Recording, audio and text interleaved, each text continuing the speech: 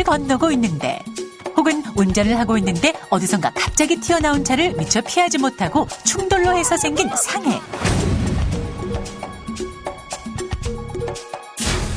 높은 곳에 있는 그릇을 꺼내기 위해 의자를 밟고 올라섰다가 실수로 의자에서 떨어져 입은 상해.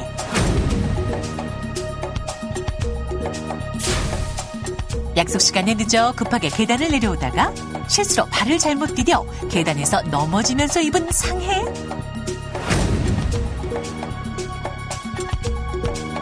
상해보험이란 사고가 일어나서 다치는 상해 사고를 보장해주는 보험을 말하는데요.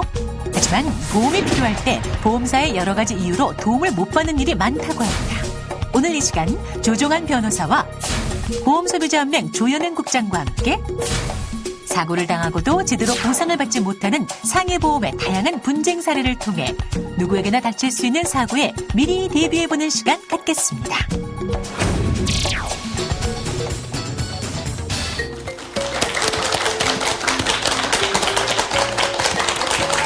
네, 지난 3월 25일 저희가 이 금요상담 시간에 보험에 관해서 전해드렸습니다. 근데 그 방송 이후에 정말 시청자 여러분들의 끊임없는 문의가 있었어요. 네. 그래서 오늘 애프터 서비스를 해드리는 의미에서 보험 중에서 상해보험에 대해서 금요상담 시간 마련했습니다. 네, 그 텔레비전 광고를 보면 네. 뭐 오늘 비 오잖아요. 그렇죠. 비 올 때 막 교통사고로 빗길에서 경황 없을 때 네. 보험회사 직원이 와서 맞아요. 우산을 탁 씌워주고 기억나요? 네, 네. 남편을 잃은 아내를 보험회사 직원이 와서 진심으로 위로해주고 도와주고 정말 아름답고 좋은 장면인데 네. 그런데 문제는 현실에서는 네. 이렇게 아름답고 좋은 장면들만 계속해서 일어나지는 않는다는 거란 말이죠. 맞습니다. 맞아요. 그리고 정말 불의의 사고를 대비해서 미리 가입을 해두는 게 상해보험인 거잖아요. 근데 막상 사고를 당했는데 이런저런 핑계를 대해서 보상을 받지 못한다. 이거야말로 예기치 못한 화나는 대형 사고가 아닐까 싶어요, 정말. 맞습니다. 예. 오늘 또 처음부터 또 이지 씨 화나게 합니다. 화나게 한 내용들이 좀 있을 것 같은데. 네. 네, 사실 사고는 누구나 당할 수 있잖아요. 그래서 그럼요. 이렇게 보험 문제도 누구나 이렇게 겪어야 하는 문제일 수 있는데요. 오늘 이에 대해서 자세히 알아보고요. 또 다양한 분쟁 사례를 통해서 여러분들께 전해드리도록 하겠습니다. 자, 네. 먼저 사례를 살펴볼까요? 네, 오늘 먼저 예습을 먼저 할게요. 어떠한 네. 내용들이 나오는지 한번 보겠습니다. 자, 먼저 상해의 원인이 사고가 아닌 병 때문이라면서 지급을 거부한 사례인데요. 네. 사고 나서 다친 게 아니라 원래 아팠던 곳이다. 이렇게 주장하는 경우입니다. 네. 두 번째는요.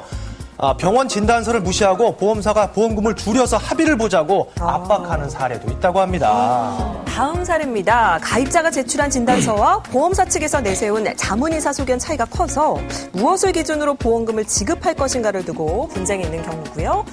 다음 사례는요. 합의서에 쉽게 서명하는 게 아니라고 하죠. 이미 서명한 합의서에 문제가 있어서 다시 번복을 하고 싶을 때 어떻게 해야 하는지 알아보겠습니다. 자, 그리고 이미 보험금을 지급받은 허리, 또 다른 사고로 다친 목, 분명히 다른 이름인데 이미 보험금 지급된 것과 같은 부위라면서 지급 거부한 사례입니다. 네.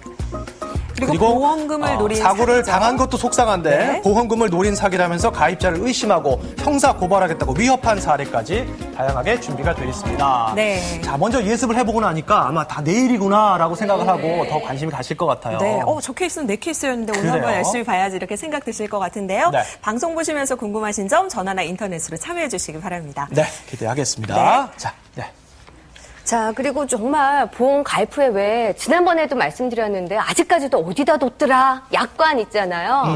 꼭 찾으시고요. 모르겠다. 오늘 종이하고 펜이라도 꺼내셔서 적으시면서 좀 보시면 맞아요. 도움이 되지 않을까. 우리의 기억력은 믿지 못하겠더라고요. 알겠습니다. 자, 네. 그리고 금요 상담은 또 오늘 네. 또 여러분들 전화 주시면은 여러 가지 다양한 상담 해드리고 있는데요. 그렇죠. 오늘 전화 상담에는 보험소비자연맹에서 박은주 소비자 상담실장과 한상열 재해사고 보상지원센터 본부장께서 수고해 주시겠습니다. 오늘 나와주셔서 감사합니다. 네. 두 분이 많이 나오셔서 낯이 익어요. 네. 오늘 상담 부탁드리겠습니다. 네.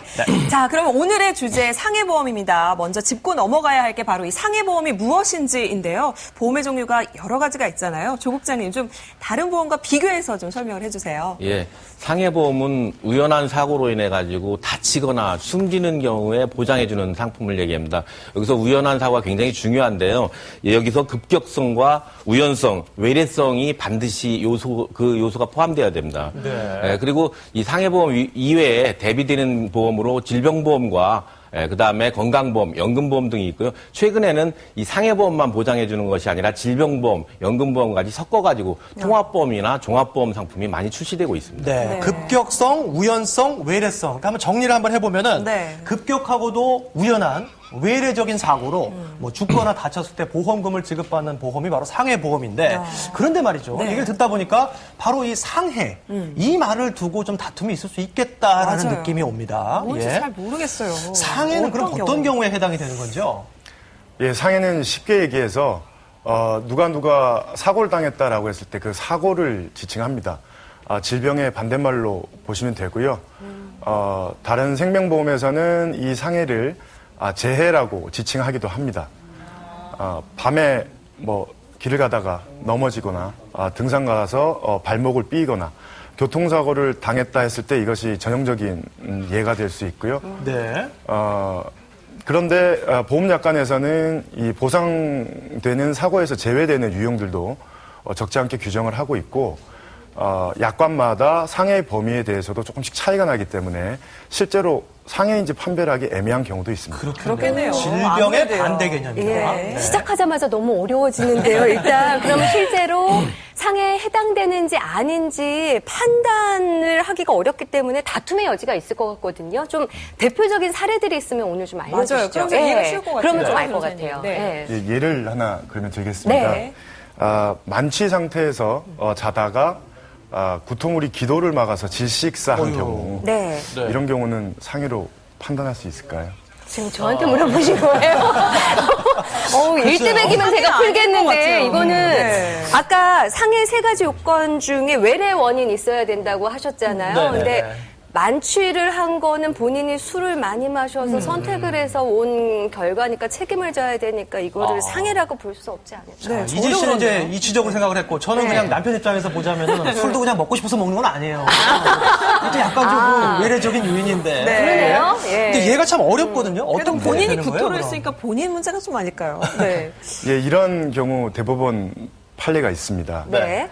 법원에서는 이러한 경우에도 그 질병이나 체질적 요인에 의해서 발생한 것은 아니니까 상해라고 본 경우가 있습니다. 질병은 그래요? 아니니까. 예. 또 다른 예는 어떤 게 있어요? 네.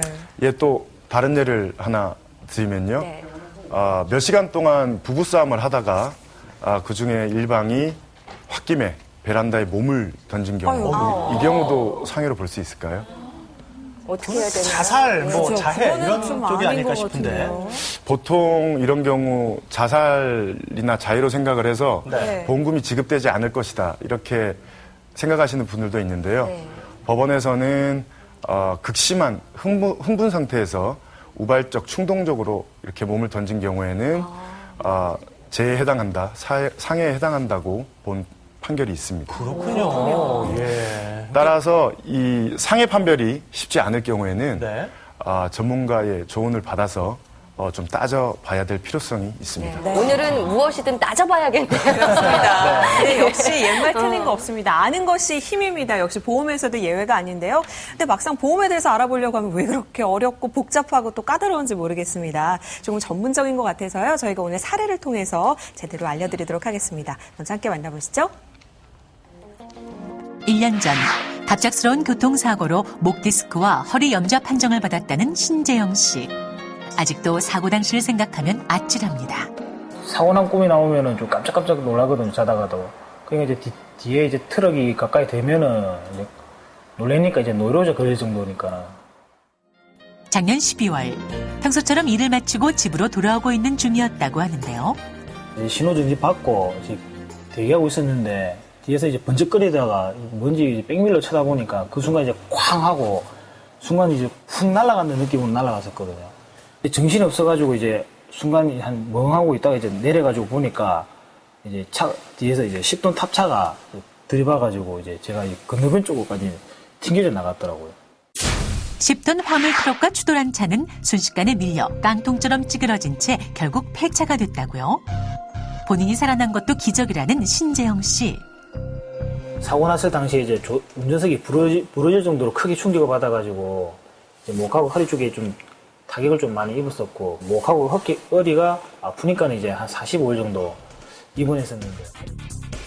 심해지는 통증에 MRI를 찍은 결과는 뜻밖에도 원래부터 증세가 있던 퇴행성 목 디스크였습니다.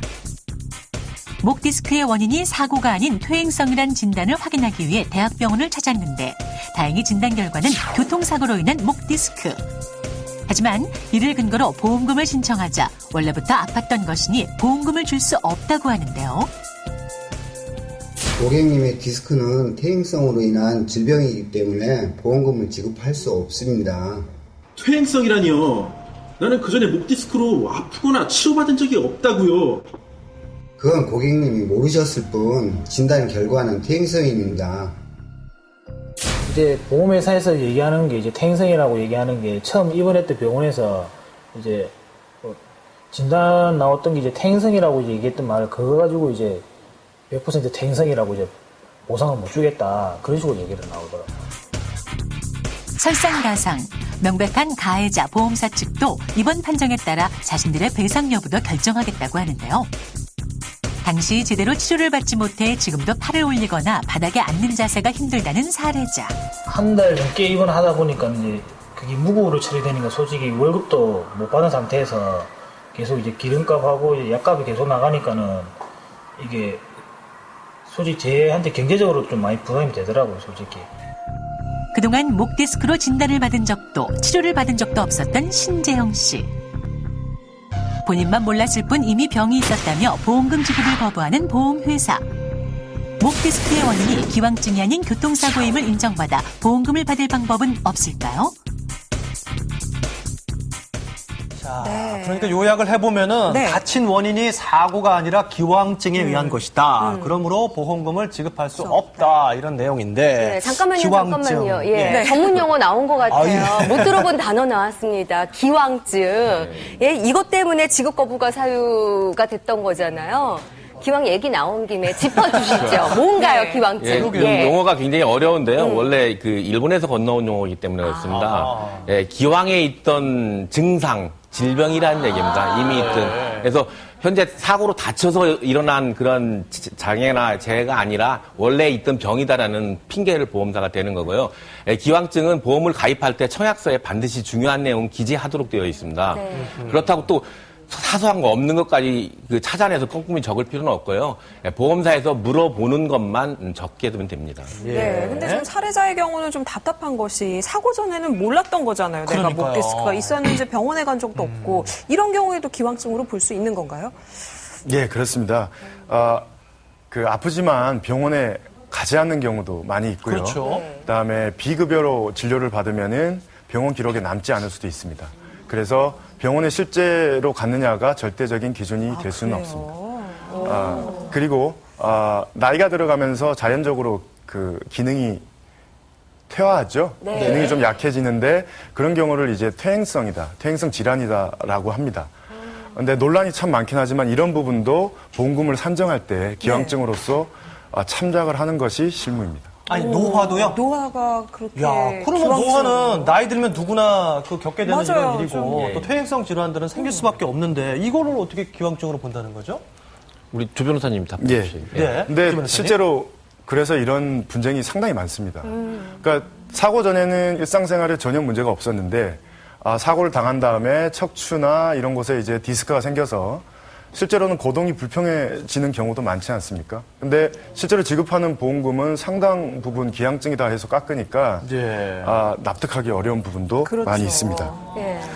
그러니까 저 같은 경우에도 이제 나이 들어가는 입장에서 보면 우리 어르신들의 입장을 대변해드리면요. 예. 나이 들면서 뭐 어깨 아프면 오십견, 허리 아프면 디스크, 무릎 아프면 관절염 이렇게 퇴행성 질환들이 누구나 생기긴 하잖아요. 그러게요. 그럼 이거를 다 기왕증이라고 해서 보험금 지급을 거부하면 우리는 어떻게 되는 거예요? 네. 이게 좀 판정을 할 수 있는 좀 객관적인 기준이 있어야 되지 않을까 싶거든요. 그러니까요. 예. 또 이게 화나게 하네요. 그러니까요. 화 잘 안 내는데 유독 화가 이 나. 시간만 되면 좀 이렇게, 예. 예.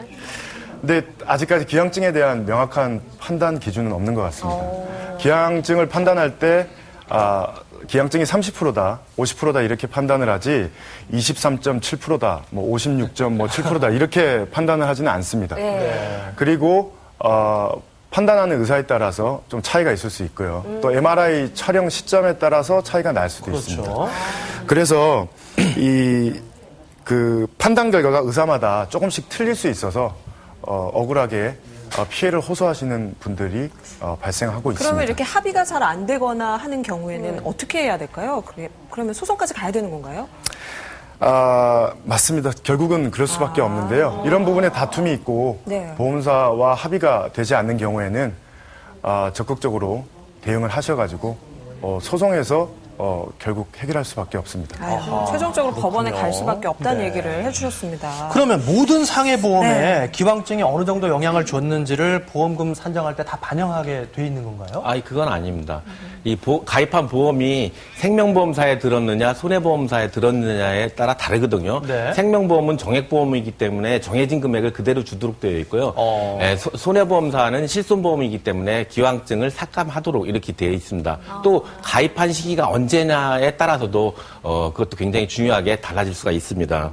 네. 그러니까 자동차 보험 같은 거 할 때 뭐 내 손해가 어느 정도 뭐 이렇게 비율로 따지는데 그런 것처럼 이제 맞습니다. 되겠네요. 기왕증 비율이 얼마인가 삭감해가지고 됩니다. 그것을 제외하고 보상받을 수 있다. 보험사가 이제 기왕증을 이렇게 들먹이면서 이제 보험금을 삭감하려고 그러면은 그것을 그대로 믿고 따라할 것이 아니라 그 해당 약관을 찾아보셔야 됩니다. 그 해당 약관에는 적용이 안 되는 경우도 굉장히 많은데도 적용이 되는 것처럼 얘기할 수 있으니까 해당 약관을 반드시 따져보고 필요한 경우에는 반드시 전문가의 조언을 받는 것이 좋습니다. 그렇겠네요. 보험사의 말만 들어서는 또 안 되는 부분이 바로 이런 그렇습니다. 부분이군요. 자, 이번에는요, 방금같이 이 기왕증 때문에 보험금 지급을 거부당한 사례자 신재영 씨가 전화 연결이 돼 있습니다. 더 궁금한 점이 있으시다고 해요. 여보세요? 여보세요? 네, 어떤 점이 더 궁금하세요? 예. 기왕증이라고 보험회사가 보험금을 거절하니까 네. 등달아서 사고를 낸 화물트럭의 보험사의 화물공제조합에서도 이제 제가 가입한 보험사의 이제 결정에 따라 이제 치료비를 지급하겠다고 하는데 이걸 먼저 받을 방법은 없습니까? 그러네요. 또 다른 회사니까 또 다르게 보상이 되지 않을까도 생각이 드는데. 보험뿐만 아니라 공제조합에서도 상대 측에서 네. 이러면 좀 이중으로 좀 어려우실 텐데요. 제가 판단하기로는 사례자 같은 경우는 그 공제조합이 좀 책임 있는 보험사의 행동은 아닌 것 같습니다. 왜냐하면은 교통사고라면은 당연히 가해자가 가입한 그 보험회사 쪽이 적극적으로 보상 절차를 진행을 해서 판단하고 그다음에 보험금을 지급하는 절차를 받아야 되는 건데요. 지금 같은 경우는 그 공제조합이 그러한 절차를 좀 소홀히 한 것 같습니다.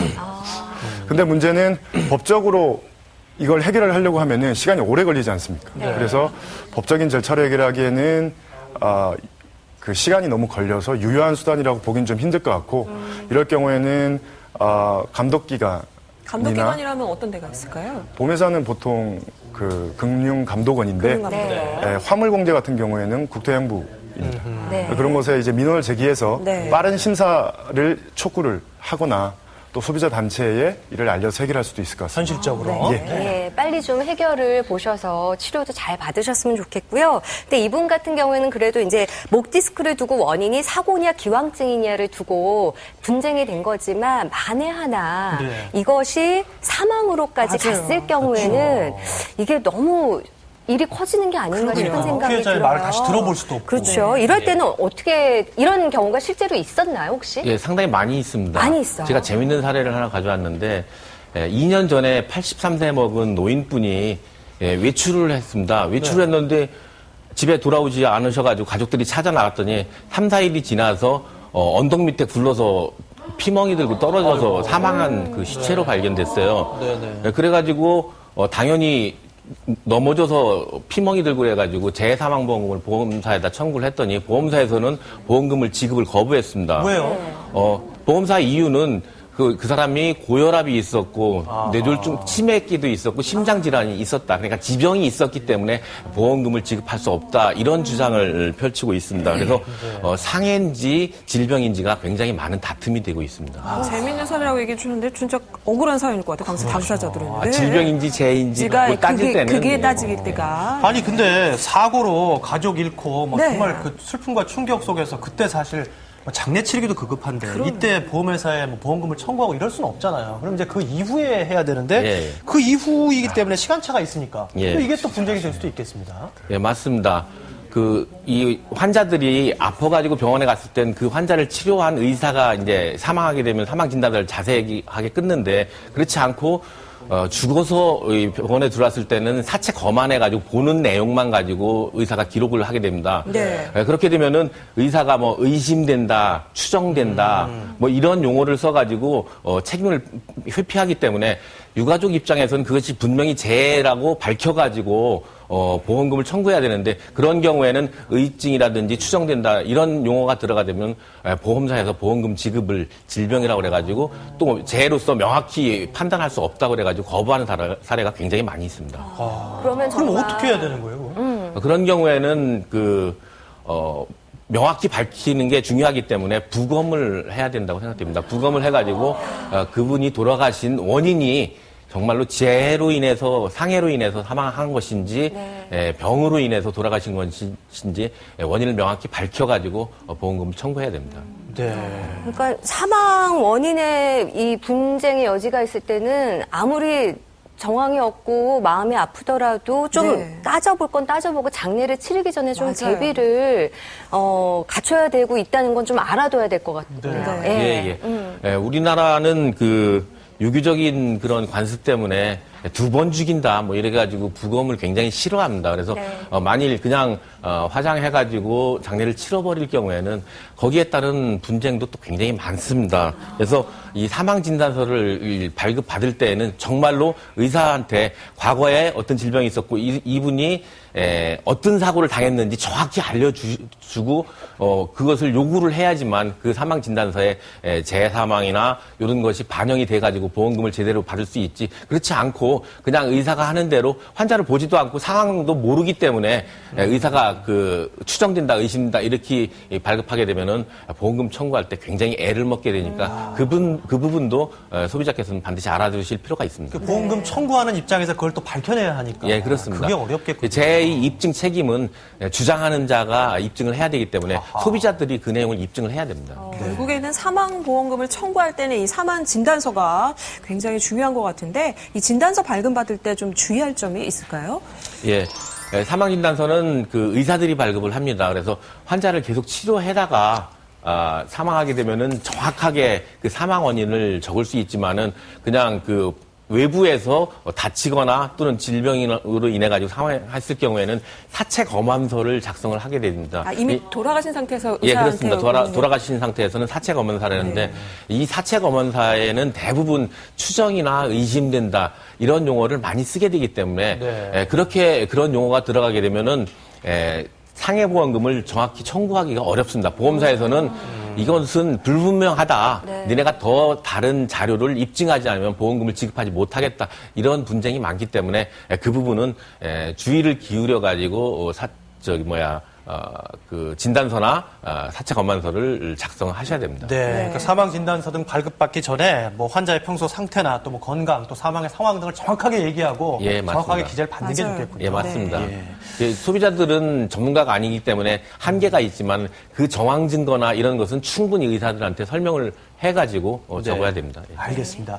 말씀을 들어볼수록 정말 누구에게나 일어날 수 있는 일이고 또 대비를 해야 하는 일이다라는 생각이 드는데요. 자, 계속해서 구체적인 분쟁 사례를 통해서 보험에 대한 얘기 나눠보겠습니다. 경상남도 마산.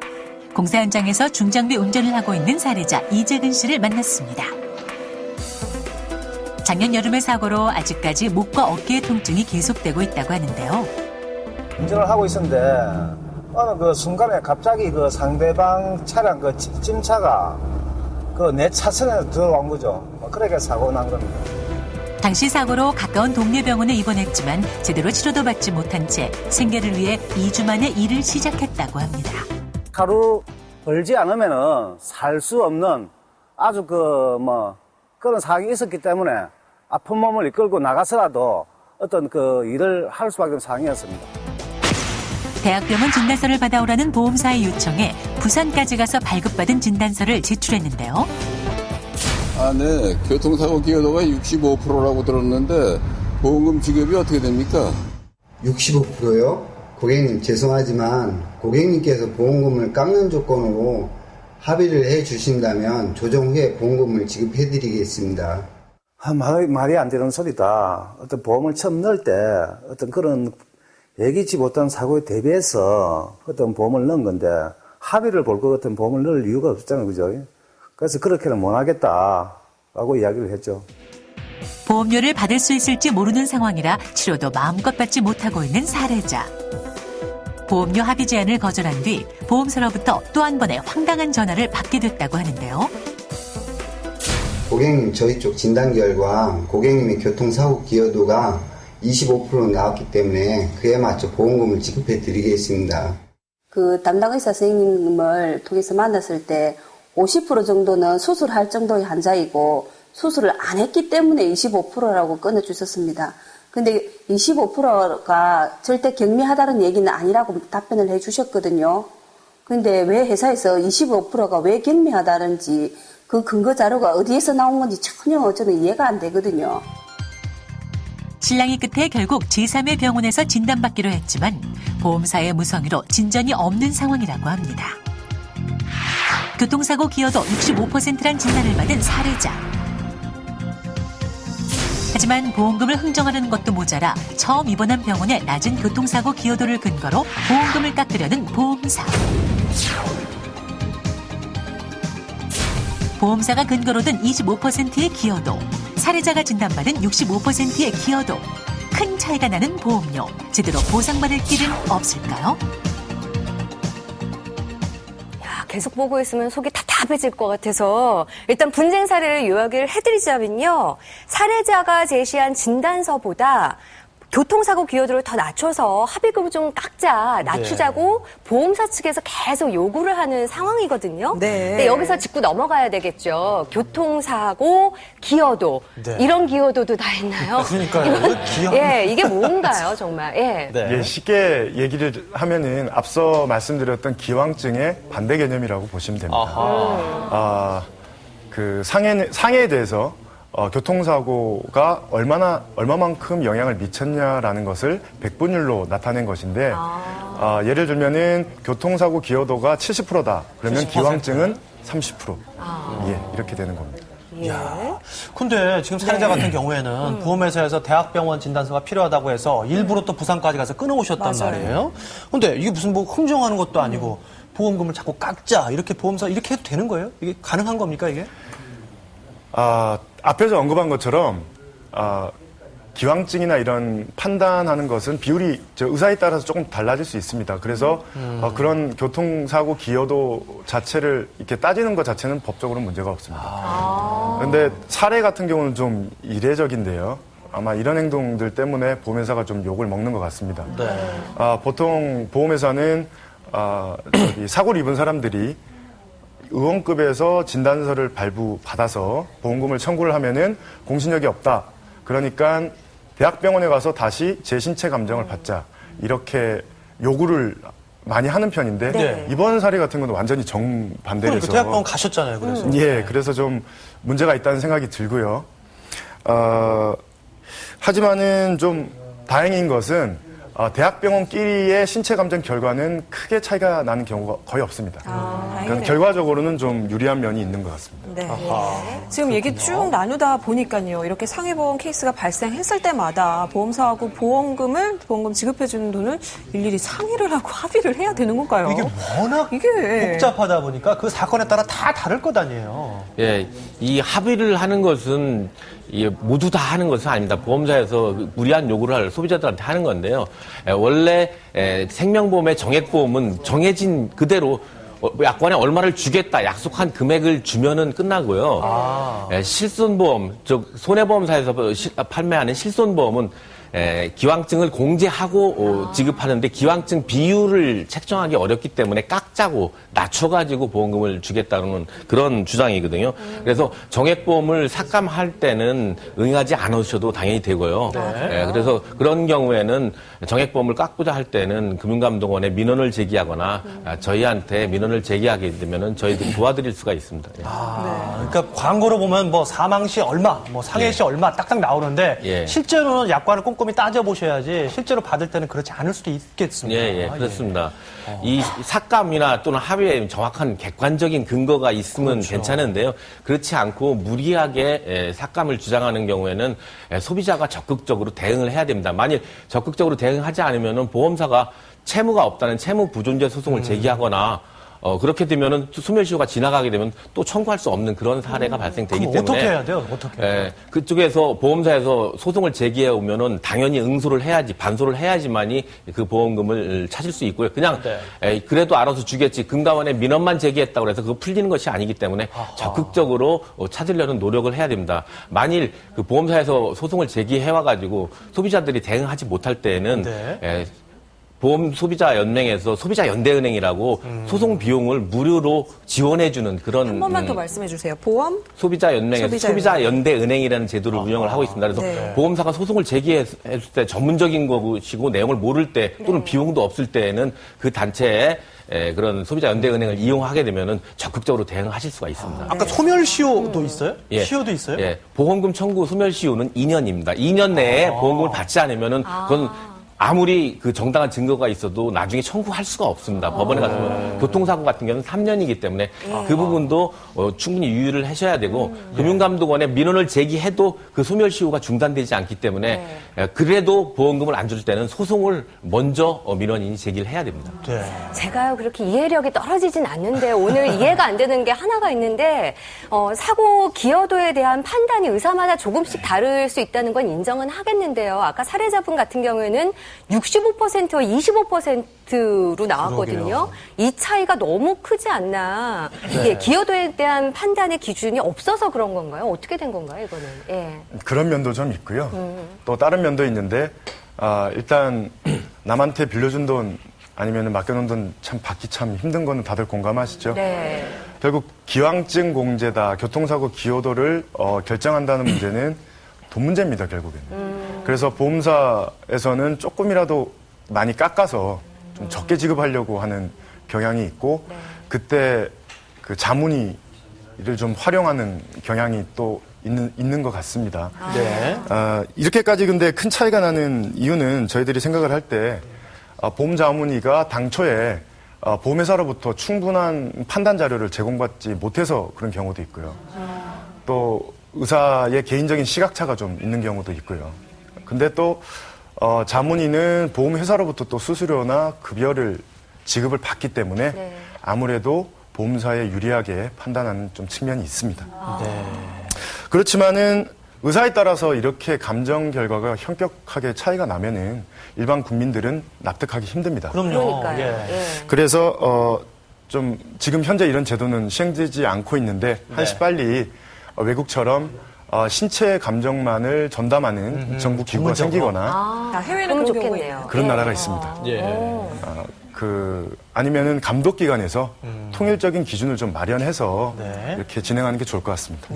자, 지금까지 실제적인 분쟁 사례를 통해서 상해보험에 대해서 알아봤는데 이게 워낙 다양하다 보니까요. 지금부터는 보험소비자연맹에 자주 접수되는 상담 사례를 통해서 상황별로 정리해서 Q&A로 단답으로 또 저희가 답을 드리는 시간을 갖도록 하겠습니다. 저희가 이해가 쉽도록 화면으로도 준비를 했습니다. 함께 만나보시죠. 자, 가입자가 제출한 진단서와 보험사 측에서 내세운 자문의사 소견 차이가 커서 무엇을 기준으로 보험금을 지급할 것인가를 두고 분쟁이 있는 경우고요. 자, 다음 사례는 합의서에 쉽게 서명하는 게 아니라고 합니다. 이미 서명한 합의서에 문제가 있어서 다시 번복을 하고 싶을 때 어떻게 해야 하는지 알아보겠습니다. 자, 그리고 이미 보험금을 지급받은 허리, 또 다른 사고로 다친 목, 분명히 다른 이름인데 이미 보험금 지급된 곳과 같은 부위라면서 지급 거부한 사례 알아보겠습니다. 마지막으로는 사고를 당한 것도 속상한데요. 보험금 노린 사기라면서 가입자를 의심하고 형사 고발하겠다고 위협한 사례까지 다양하게 준비가 되어 있습니다. 지금 상해보험에 대해서 지금 스튜디오 안에서도 전화 상담이 계속 이루어지고 있는데요. 이 밖에 궁금하신 점 전화나 인터넷으로 참여해 주시기 바랍니다. 자, 그러면 상해보험에 대한 Q&A 먼저 첫 번째 질문부터 보겠습니다. 저희 아버지가 작년에 친구분과 약속이 늦었다고 급하게 계단을 내려오시다가 발을 헛딛는 바람에 계단에서 넘어지는 일이 있었거든요. 그런데 그때 주위에 아무도 없어서 빨리 조치도 못 받으셨어요. 그 사고로 허리 디스크가 생겨 계속 아파하시다가 얼마 전 인공디스크 삽입술까지 받고 퇴원한 후에 병원에서 받은 영구장애 진단을 받고 이것을 근거로 보험금 신청을 했는데요. 보험사 측의 답변은 보험사의 자문의 판단 결과 한시적인 장애라며 보험금을 줄 수 없다는 거예요. 이렇게 아버지를 치료해준 병원의 진단과 보험사 측의 자문의 소견이 다르면 보험금을 받을 수 없는 건가요? 분쟁 사례할 때마다 느끼는 거지만요. 왜 자문의 소견은 우리 소비자한테 참 불리하게 작용하더라고요. 예. 자문의는 보험사로부터 돈을 받기 때문에 보험사에 유리하게 판단해서 그렇다고 생각되고요. 문제가 되는 것은 이분들이 또 법원의 신체 감정의까지 겸하게 돼가지고 소송으로 가서도 유리하게 보험사에 유리하게 진술하는 것이 문제입니다. 네. 그렇다면 보험 가입자가 제시한 진단서와 이렇게 자문의 진단서 의견이 다를 때 어떤 절차를 밟아야 할까요? 예, 이런 경우에는 제3의 신체감정 병원을 지정을 해서 처리를 하는 수밖에 없고 그게 합의가 되지 않으면은 소송 절차로 진행돼야겠습니다. 예. 그럼 제3의 신체감정 병원은 어떻게 정해지는 거예요? 이게 공정성도 필요하고 기준도 필요할 것 같고 검사비도 만약 치료를 받는다면 그 치료비는 누가 내야 되는지 이것도 궁금하네요. 공정성이 문제가 되기 때문에 통상적으로 대학병원을 선정을 하고요. 대학병원을 선정할 때도 피해자가 직접 치료를 받은 의사와 제일 좀 연관성이 떨어지는 그런 종합병원 중에서 지정을 합니다. 예. 그리고 재신체 감정 비용은 약관에 보험사가 부담하는 걸로 되어 있습니다. 근데 간혹 가다가 보험사에서 재신체 감정 비용을 피해자에게 부담을 시키려고 하는 경우도 있으니까 꼭 기억을 하시고요. 소송으로 진행되더라도 마찬가지 절차로 진행이 됩니다. 네. 제 검사 비용은 보험사에서 지급하는 걸로 알아두시면 좋을 것 같습니다. 계속해서 Q&A로 알아보는 상해보험 분쟁 다음 질문입니다. 제가 얼마 전에 택시를 타고 가다가 갑자기 택시가 급정거하는 바람에 앞좌석에 몸을 심하게 부딪혔거든요. 그 사고로 병원에서 근육 긴장 및 염좌라는 진단을 받고 2주 동안 병원에 입원해 치료를 받고 퇴원했는데요. 그 후 집으로 택시공제 조합 직원이 찾아와 200만 원이란 큰 돈을 주면서 합의하자기에 얼떨결에 서명을 해버렸지 뭐예요. 교통사고는 쉽게 합의하는 게 아니라더니 한 달이 넘도록 목이며 허리가 아파 정말 힘듭니다. 큰 돈을 보고 급하게 교통사고 합의서에 서명했던 일을 없던 일로 하고 싶은데 방법은 없을까요? 야, 이거 참 곤란하게 됐네요. 일단 합의는 하셨는데 여기저기 좀 아프다고 하는데 이거 어떻게 대처를 해야 할까요? 합의도 일단 계약이기 때문에 일단 합의를 한 다음에는 그 계약에 구속이 되어서 뒤집기가 무척 어렵습니다. 하지만은 대법원에서는 이걸 나중에 번복할 수 있는 두 가지 경우를 예시를 하고 있는데요. 첫 번째로는 보험금의 범위를 정확하게 파악하기 어려운 상황에서 이렇게 좀 경솔하게 합의를 본 경우 이런 경우는 취소를 할 수 있는 가능성을 열어놨고요. 그다음에 예를 들어서 200만 원을 받고 합의를 했는데 나중에 알고 보니까 이건 1억을 받아야 되는 그런 사례가 있었습니다. 그런 경우에 굉장히 큰 차이가 나고 누가 보더라도 이러한 사실을 알았으면은 당시 합의를 안 해줬을 것이다라는 게 인정되는 상황에서는 번복이 가능한 걸로 이렇게 인정을 하고 있습니다. 그런데 어쨌든 기본적으로는 이런 경우가 소잃고 외양간 고친다라고 기본적으로 생각하실 필요가 있을 것 같습니다. 번복하기 무척 어려우니까 합의는 신중하게 하시는 게 좋을 것 같습니다. 결국에 이제 애초에 합의할 때 문제가 없도록 해야 될 텐데 합의할 때 주의점 좀 가르쳐 주세요. 이거 중요하겠네요. 예, 피치 못하게 합의를 해야 되는 경우 안에 문구를 하나 넣으시면 좋겠는데요. 추후 새로운 증상이 발생한 경우에는 보험회사에 다시 청구를 할 수 있다. 이런 취지의 똑같은 문구는 아니어도 됩니다. 취지의 문구를 넣으시고요. 그다음에 합의서를 작성할 때 어떤 보험금을 어떤 항목을 얼마를 받았는지를 세부 목록을 정리해서 명시를 하시면 좋을 것 같습니다. 네, 합의서라는 게 보험회사에서 내미는 대로 내가 그냥 확인만 하는 게 아니라 원하면 맞습니다. 또 넣을 수도 있는 거잖아요. 우리가 맞습니다. 반대로 그렇죠? 네. 특히 어르신들이 사고를 안 당하시면 좋겠지만 사고를 만에 안에 당하셨다면 자녀분들이 이런 거는 좀 꼼꼼하게 체크해서 대응을 하면 좋겠다라는 생각이 들고요. 근데 좀 불이익을 받았다, 난 인정할 수 없다. 그러면 좀 이렇게 꼼꼼하게 따지다 보면 시간이 흐를 수 있잖아요. 근데 너무 시간이 지연이 되다 보면 이게 또 불리하게 작용을 할 수도 있는 건가요? 예, 그렇습니다.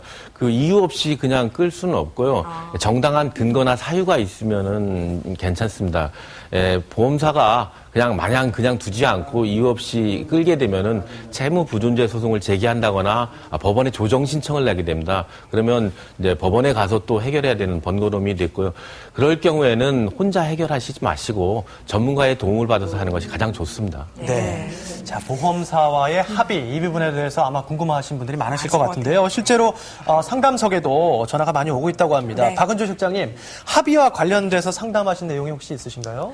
네, 상담 전화 중에서 그 치료비를 감당하기 좀 어려워가지고 일단 합의를 보고 그 보험금 받기까지 너무 시간이 많이 걸리니까 힘들어서 미리 좀 받을 수 있냐는 문의가 있었습니다. 미리 조금만 받는다. 예, 우선적으로. 예, 그래서 근데 안타까운 점은 이렇게 형편이 어려운 분일수록 서둘러서 급한 마음에 우선 합의를 했다가 나중에 오히려 그 치료비를 감당하기가 더 어려운 경우가 있을 수가 있거든요. 그래서 사실 굉장히 신중하게 하셔야 되는데 보험약관에는 보험금 청구권자가 보험금의 일부를 미리 선지급 받을 수 있는 보험금 가지급금 제도가 있습니다. 그래요? 그래서, 그래서 청구하시면은 이용하실 수가 있기 때문에 이런 점을 꼭 기억하셔서 적극 활용하시는 게 좋을 것 같습니다. 네. 오늘은 진짜 그분은 전화 잘 주신 거네요. 그런 방법이 있었네요. 모르고 있었지만. 보험금 가지급 제도 알아두면 좋을 것 같습니다. 자, 다음 사례 만나보시죠.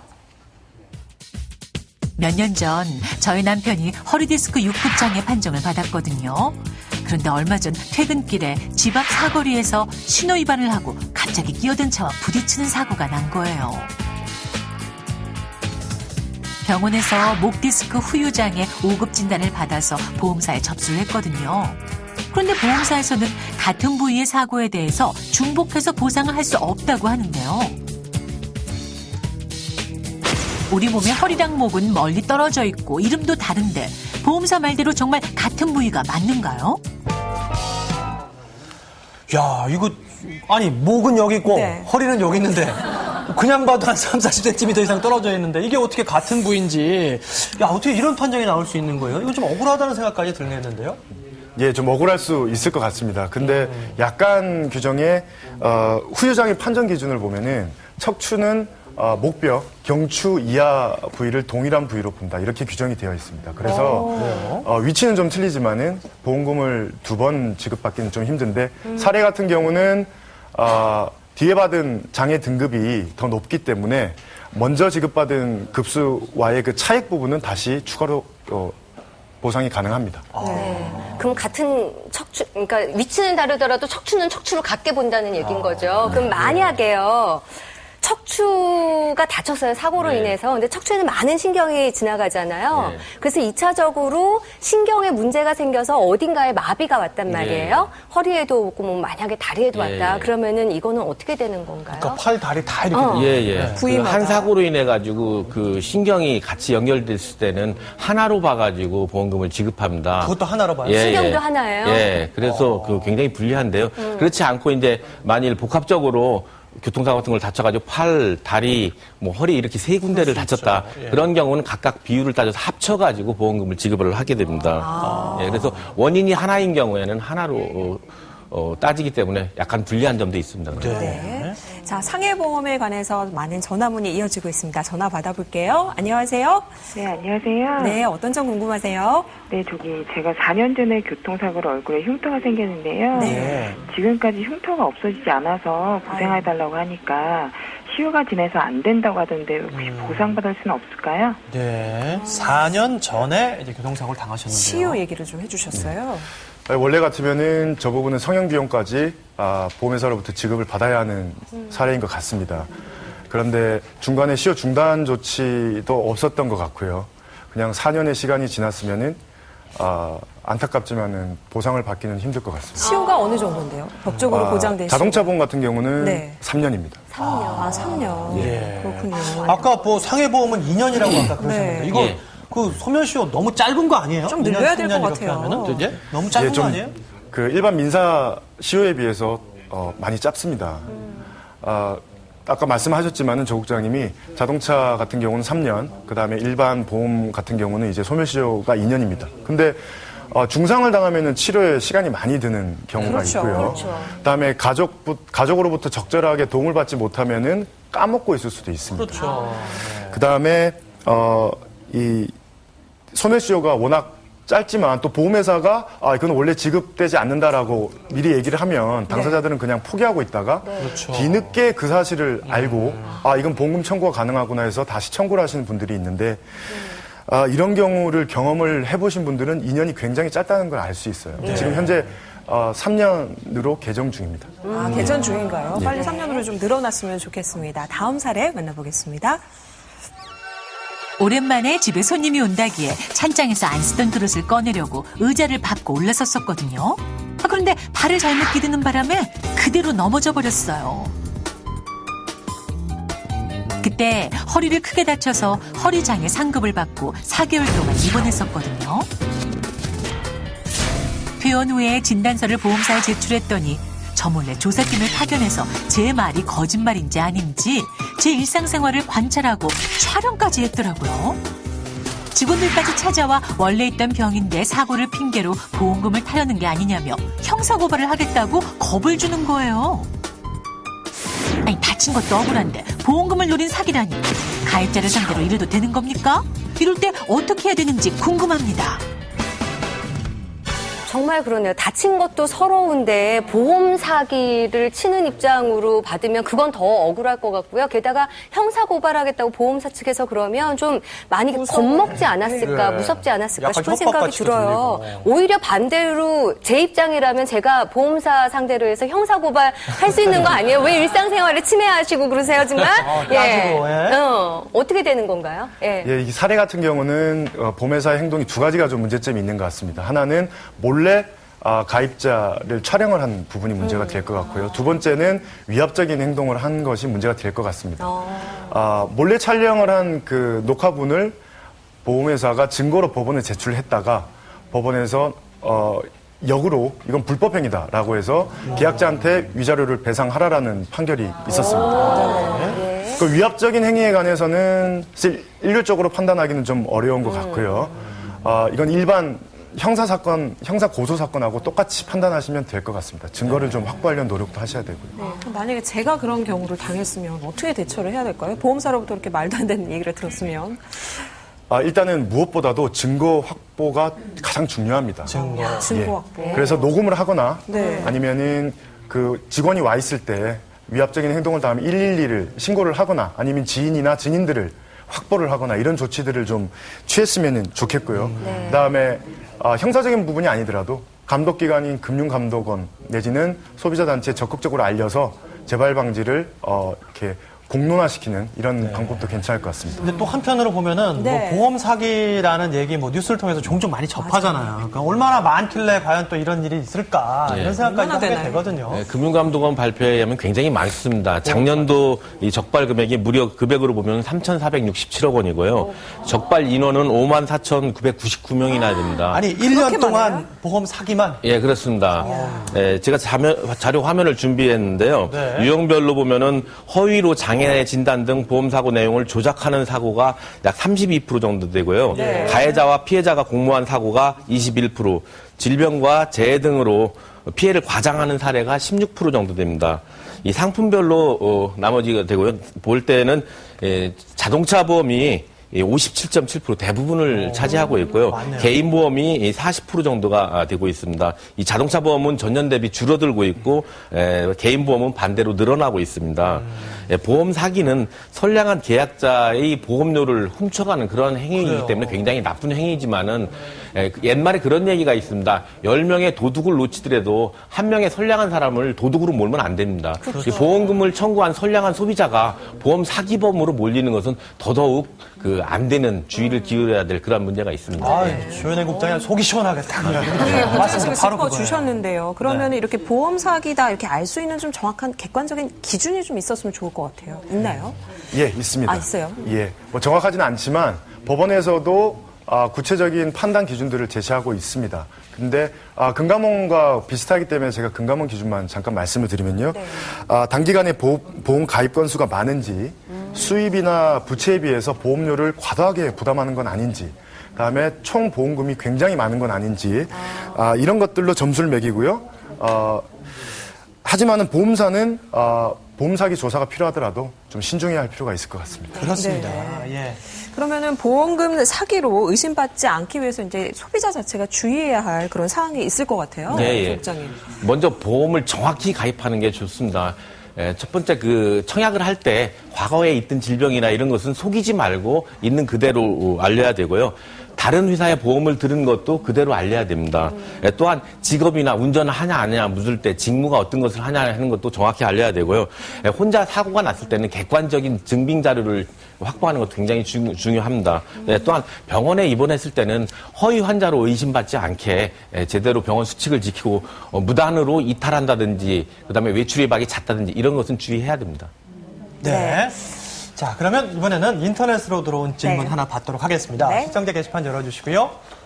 휴가 때 물놀이를 하다가 화상을 입은 얼굴과 목 부위에 대해서 보험사에서는 보험금을 지급할 수 없다고 하는데 맞는가요? 물어보셨네요. 이거 왜 안 되는 거죠? 이게 다른 그 질병을 보장해주는 것은 이제 보험을 받을 수 있지만 상해보험은 안 됩니다. 왜 상해보험은 안 되냐면은 아까 상해보험의 요소가 급격하고 외래이고 우연해야 되는데 햇빛이 급격하게 쫙 내리쬐는 것은 아니지 않습니까? 그래서 그 상해보험의 요소에 벗어나기 때문에 이것은 자기가 모자를 쓰거나 피할 수 있지 않습니까? 마찬가지로 겨울에 추울 때 동상 걸리는 것도 이것은 상해로 보상받을 수가 없습니다. 네. 자, 오늘 여러 가지 사례를 통해서 네. 또 Q&A를 통해서 상해보험에 대해서 많은 얘기를 들어봤는데요. 네. 마지막으로 강조하고 싶으신 당부의 말씀 좀 부탁드리겠습니다. 네, 변호사님. 예, 지금까지 보신 대로 자신이 당한 사고가 상해에 의한 것인지 질병에 의한 것인지 그다음에 기왕증을 감안하는 보험인지 아니면 정액보험금인지 아니면은 장애 판정을 어떻게 받아야 되고 그 절차는 어떻게 되는 건지 등등 보험금을 실제로 지급받는 과정까지 가기에는 이게 굉장히 복잡하고 어려울 수 있습니다. 그러니까는 근데 계약자들은 다 알 수가 없죠. 그런 사정들을. 그래서 사고를 당했지만 판단이 좀 어려우시면은 전문가와 좀 상의를 받으시기 바랍니다. 네. 예. 자, 조국장님. 예. 상해보험을 가입하고 사고를 당했을 때 보험금을 받느냐 못 받느냐는 굉장히 중요한데요. 아까 말씀드린 대로 급격하냐, 외래냐, 그다음에 우연하냐 이것을 중점적으로 챙겨가지고 보험금을 청구해야 되고요. 만일 보험사에서 자문의 핑계라든지 기왕증이라든지 사고 기여도 가지고 트집 잡아가지고 보험금을 지급하거나 지연시킬 때에는 전문가의 도움을 받아가지고 적극적인 대응을 하는 것이 좋습니다. 네. 자, 오늘 금융상담 시간 상해보험에 대해서 알아봤습니다. 다음 주에는요, 한 주간으로 특집으로 내 몸을 살리는 약선 요리에 대해서 준비했습니다. 예고 준비했으니까요, 먼저 만나보시죠. 우리 몸을 살리고 우리 몸에 약이 되는 음식. 음식을 통해 질병을 예방하고 치료를 돕는다. 무엇이든 물어보세요. 내 몸을 살리는 약선 요리. 제1편 당뇨, 제2편 고혈압, 제3편 간질환, 제4편 갱년기, 제5편 위장병.